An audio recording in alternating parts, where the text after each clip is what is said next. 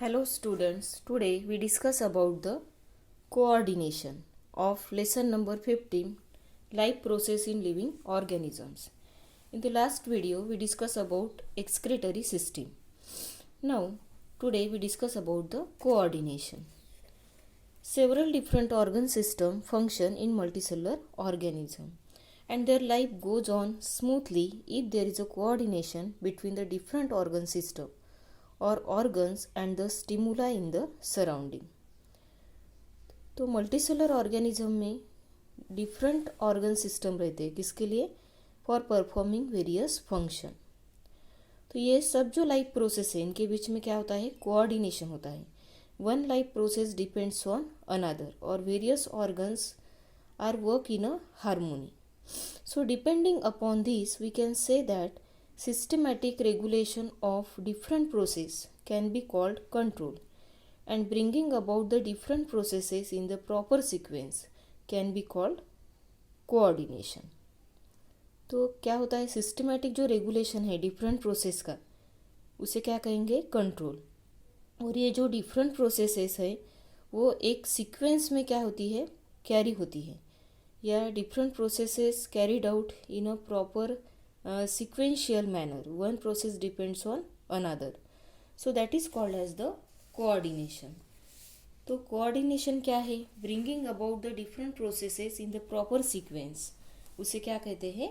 Coordination. And what is meant by control? Systematic regulation of different processes of the body. If any activity in the body is to be completed successfully, proper coordination between different systems and organ participating at different step of that activity is necessary. If due to lack of coordination or some other factor there is a confusion at any step, the activity may not get completed. अगर किसी भी step पे अगर coordination नहीं होता है तो क्या होगा? जो एक्टिविटी है वो कंप्लीट नहीं होंगी. There should not be any randomness at any step. There needs to be proper coordination between internal activities of the body, resulting from various factors like body temperature, water level, enzyme level, or stimuli arising in the surrounding environment. So, proper coordination between various systems of an organism helps to maintain a state of equilibrium called homeostasis. तो जो system है organism में उसमें proper coordination होना क्या है? ज़रूरी है. और उसके कारण क्या होता है?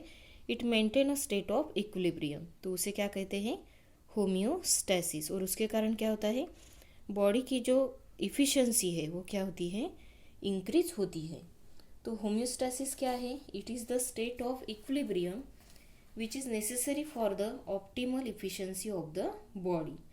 और ये जो होम्योस्टैसिस है ये किसके कारण मेंटेन किया जाता है?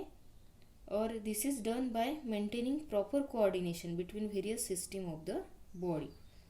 For example in plants there is no nervous system but the response given to stimuli shows coordination. तो प्लांट में नर्वस सिस्टम नहीं रहती, उसके बाद भी क्या होता है? रिस्पॉन्स जो है वो दिया जाता है गिवन टू द स्टिमुलाई. तो ये भी क्या है? कोऑर्डिनेशन है.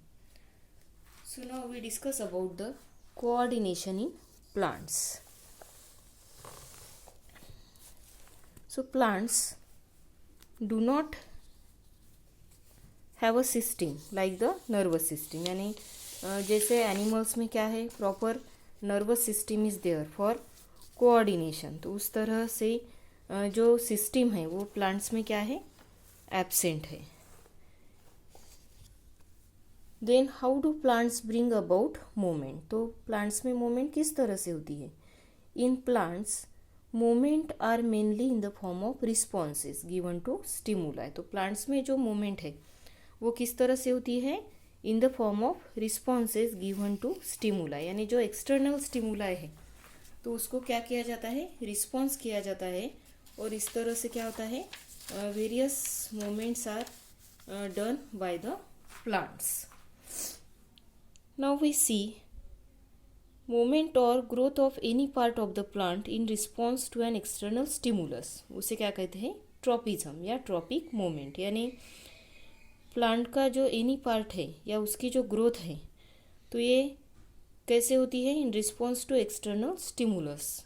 तो उसे क्या कहते हैं, this is called as the tropism या tropic movement. For example, the shoot system of any plant respond to the light stimulus. तो ये क्या होगा, that plant grows towards the source of light, means the movement shown by plant towards the source of light, उसे क्या कहेंगे, phototropic movement. There are various types of movements, that is phototropic movement, gravitropic movement, hydrotropic movement and chemotropic movement। तो phototropic movement क्या है, movement in the direction of light. जैसे shoot है, shoot system of plant, तो ये क्या होती है, grow towards the source of light. The root system of plant respond to stimulus like gravitation and water. जो रूट्स है वो किसके तरफ ग्रो होते हैं, टूवर्ड्स द ग्रेविटी और वाटर। तो ये जो रिस्पॉन्सेस है उसे क्या कहते हैं, ग्रेविट्रॉपिक मूवमेंट या hydrotropic movement. Towards the earth it is called as the gravitropic movement and towards the water is called as the hydrotropic movement. Movement shown by plants in response to specific chemical is called as chemotropic movement. तो chemicals के तरफ जब movement होती है in response to chemicals तो उसे क्या कहते हैं, chemotropic movement. All the above mentioned movement of plant are related with growth. तो ये सब जो मूवमेंट्स है प्लांट की वो किससे रिलेटेड है, ग्रोथ से रिलेटेड है, इसलिए उसे क्या कहते हैं, growth relevant movements. Now see in the diagram, first diagram that is pollen grains, that pollen grains germinate on the stigma of the ovary and then there is a formation of pollen tube. Now that pollen tube enters into the ovary and reaches towards the ovule for fertilization. So that movement is called as the chemotropic movement. Then in the second diagram we can see phototropic response and in the third thigmotropic response. जो third है वो क्या है, thigmotropic response. Now we know that tendrils of climbers are sensitive to touch. जो climbers रहते हैं उसके जो टेंड्रिल्स रहते हैं वो क्या रहते हैं, किसके लिए सेंसिटिव रहते हैं, touch. So if they get the support then वो क्या होते हैं, उसके जो टेंड्रिल्स है उसके वो क्या हो जाते हैं, उसके ऊपर वाउंड हो जाते हैं और इस तरह से they take the support. A hormone called auxin produced in the apical part of the shoot helps in enlargement of cell। जो हार्मोन है ऑक्सिन कहाँ पे प्रोड्यूस होता है, apical part of the shoot, where it is produce at the meristematic tissue. तो ये क्या करता है, helps in the enlargement of cells. Then another hormone like gibberellin help in stem elongation and cytokinins helps in cell division। तो stem elongation या stem का जो चिक्की जो ग्रोथ है वो किसके कारण होती है, हार्मोन जिबरलिन्स। और जो साइटोकाइनिन्स है वो क्या करता है, help in cell division.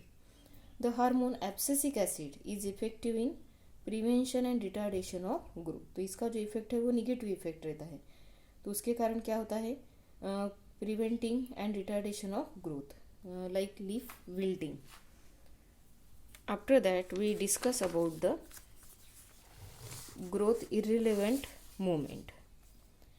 Now if we see the diagram, there are various examples are given. First is the touch me not plant, second Venus flytrap insect, then lotus and balsam. So on careful observation it is seen that in plants like touch me not, उसे mimosa भी कहते हैं, movement also occur at the place other than where it has been touched। यानी जहाँ पे हम उसको touch करते हैं तो वहाँ पे मूवमेंट हमको दिखाई देती है क्या, नहीं, it is that movement occur at the other place. Hence we can infer that information about the touch must have been relayed within the plant from one place to another. यानी इससे हमें ये समझ में आता है कि जो इन्फॉर्मेशन है टच के बारे में वो क्या होती है, ट्रांसफर होती है within the plant. So plant use electrochemical impulses, और इसके लिए प्लांट्स क्या यूज करते हैं, electrochemical impulses for transfer of information from one place to another. यानी जो इन्फॉर्मेशन है टच, ये जो स्टिमुलस है तो उसका कन्वर्शन किस में होता है, इलेक्ट्रोकेमिकल इम्पल्सेस। और ये जो इलेक्ट्रोकेमिकल इम्पल्सेस है ये ट्रांसफर होती है from one place to another. And how they can show the response, plant cell change their shape by increasing और डिक्रीजिंग देयर वाटर कंटेंट। तो प्लांट किस तरह से उसका जो चेंज है, जो सेल चेंज है वो किस तरह से दिखाई देता है। तो एक तो उनका जो वाटर कंटेंट है वो क्या होता है, डिक्रीज या increase, and thereby bring about the movement of plant, और इस तरह से प्लांट में मूवमेंट दिखाई देती है। Some specific movement of the plant do not lead to the plant's growth. अब ये जो कुछ स्पेसिफिक मूवमेंट्स है उसके लिए यानी उसके कारण प्लांट की ग्रोथ नहीं होती है, तो ये जो मूवमेंट है उसे क्या कहते हैं, growth irrelevant movement. So as a response to change in the surrounding, plant hormones bring about various movements in plants. So in the plant called Venus flytrap, there is a trap that appears and smells like a flower. तो ये जो Venus flytrap है, तो ये क्या है, trap है। तो ये किस तरह से दिखाई देता है, फ्लावर जैसे। तो ये क्या करता है, डिसीव्स इंसेक्ट्स, यानी इंसेक्ट्स उसके स्मेल से या फ्लावर के कारण क्या कर होते हैं, धोखा खाते हैं, और उसके कारण वो क्या होते हैं, when an insect visit the flower like trap, ये जो फ्लावर लाइक ट्रैप है वहाँ पे इंसेक्ट विजिट करते हैं, and the trap closes up and the trap insect is digested by the plant, यानी जैसे ही इंसेक्ट उस ट्रैप में आएगा तो क्या होगा, वो ट्रैप क्लोज हो जाता है और इंसेक्ट क्या होता है, डाइजेस्ट होता है।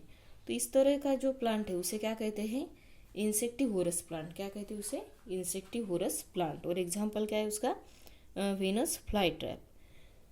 Another example we can see that lotus flower opens during daytime while that of the tuberose opens at night. Fibrils present on the leaves of the insectivorous plant like Drosera bend inwards as soon as the insect land on the leaves and surround the insect from all sides. In balsam, the ripened fruit dishes burst open at the right time to disperse the seeds. So all these movements are the growth irrelevant movements. तो growth irrelevant movements क्या है, the movements of the plant that do not result into growth.